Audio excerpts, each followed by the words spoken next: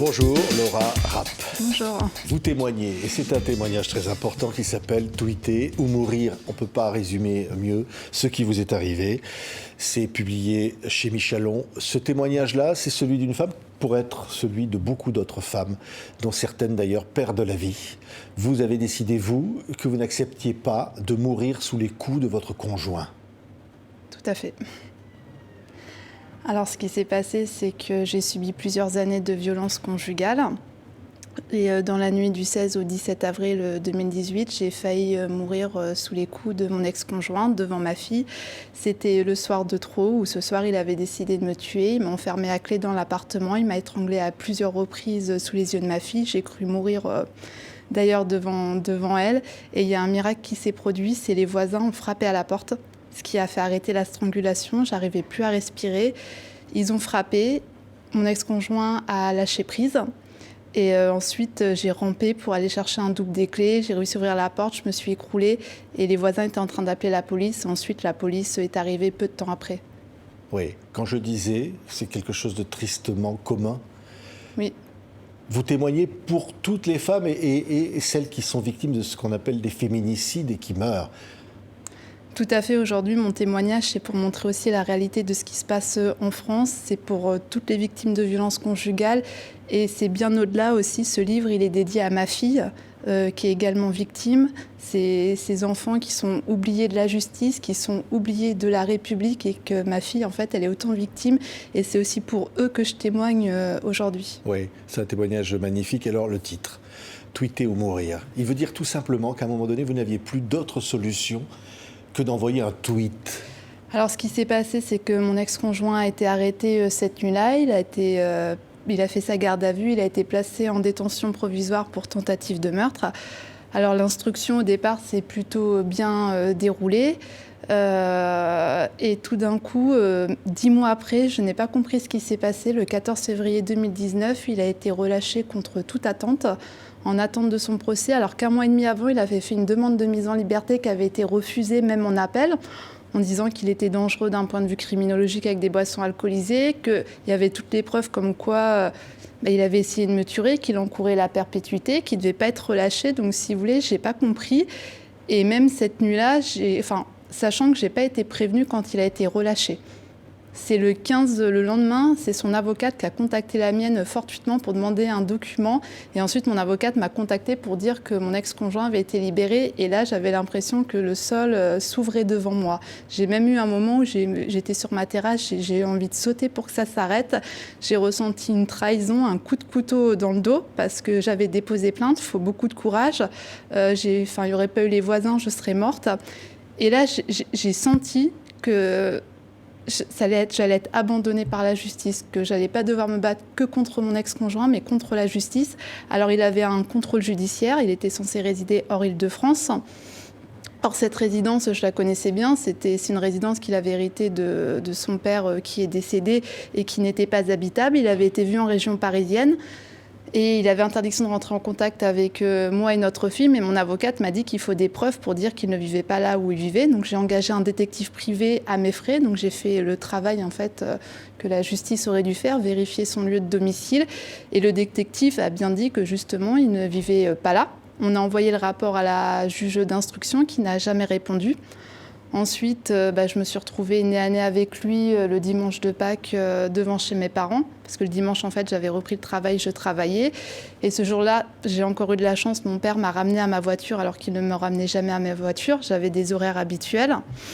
Et là, il est arrivé devant ma voiture. J'ai hurlé, il y avait mon père et il s'est enfui. J'ai été au commissariat, je pouvais déposer qu'une main courante.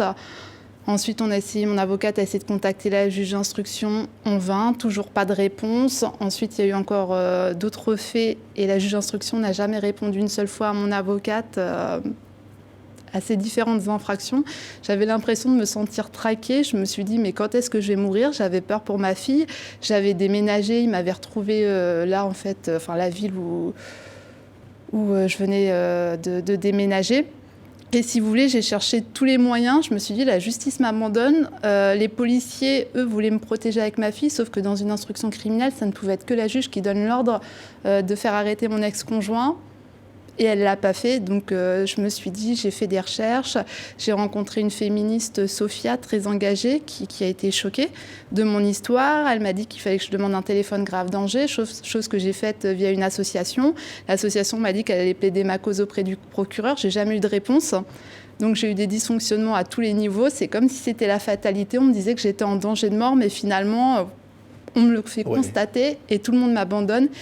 Et Sophia m'a aidée, m'a dit si tu veux, on peut utiliser les réseaux sociaux pour interpeller les médias ou les politiques. J'ai même demandé de l'aide à un député, Aurélien Pradier, qui a été choqué, qui avait écrit à l'époque à Marlène Schiappa et à la ministre de la Justice, Nicole Belloubet, mais en fait je ne pouvais plus attendre.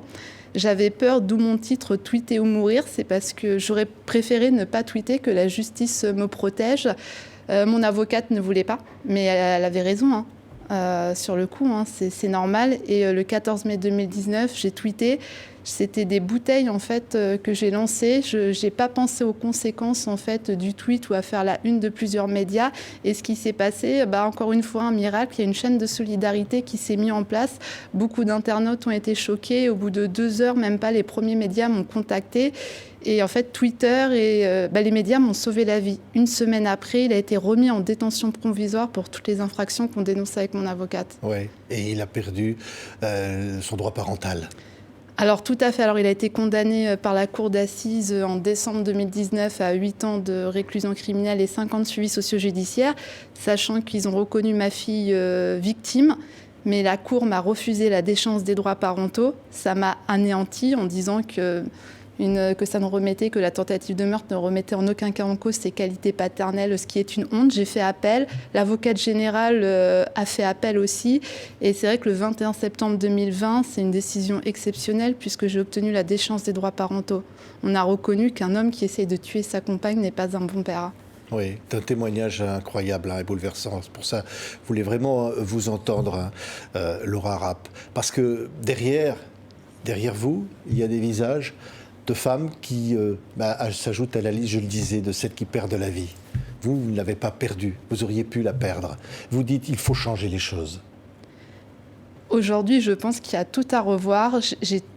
Moi, j'ai envie de lancer un cri. C'est encore un cri que je vais lancer sur un plateau de télévision. Ça fait 2 ans et demi.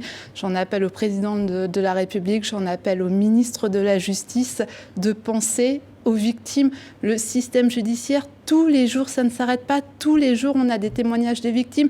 Tous les jours, j'ai des victimes qui me contactent, qui sont en danger de mort. La seule chose qu'on leur propose, déménager.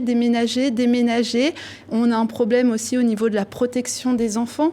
Au civil, c'est une catastrophe. Quand vous déposez une plainte au pénal, le temps du pénal n'est pas celui du civil. Donc, au bout d'un moment, vous avez des hommes violents qui obtiennent la garde ou qui ont un droit de garde sur des enfants. On a beaucoup de mal avec la protection des enfants puisqu'on a encore des magistrats, pas tous, qui pensent qu'un homme violent peut être un bon père, alors que les conséquences sur ces enfants, elles sont désastreuses.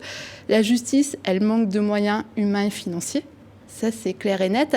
Mais on a aussi une culture aujourd'hui patriarcale. Alors, c'est vrai qu'il y a un peu plus de condamnations sur des hommes violents. On a des condamnations qui sont un petit peu plus élevées, je constate, au niveau des procès d'assises en cas de féminicide. Et je constate aujourd'hui qu'il y a des déchéances des droits parentaux qui sont de plus en plus prononcées en cas de meurtre. Mais qu'est-ce qu'on fait aussi pour toutes les rescapées ? Qu'est-ce qu'on fait aujourd'hui pour ces enfants qui sont co-victimes de violences pour ma fille ? La semaine dernière, j'étais avec un professionnel, un médecin, qui me disait que la décision de ma fille, la protection qu'on accordait à ma fille, c'était une décision exceptionnelle, que lui était désespéré. Il voyait des enfants victimes d'inceste, frappés, et la justice ne les protégeait pas. Les procédures s'étalent sur des ans et les conséquences sur ces enfants, aujourd'hui, elles sont désastreuses. C'était important de témoigner. Oui. C'est important d'écrire ce livre. Mais pour que les gens aussi comprennent déjà la question qu'on nous pose souvent, pourquoi elle ne part pas ? C'est beaucoup plus compliqué que ça.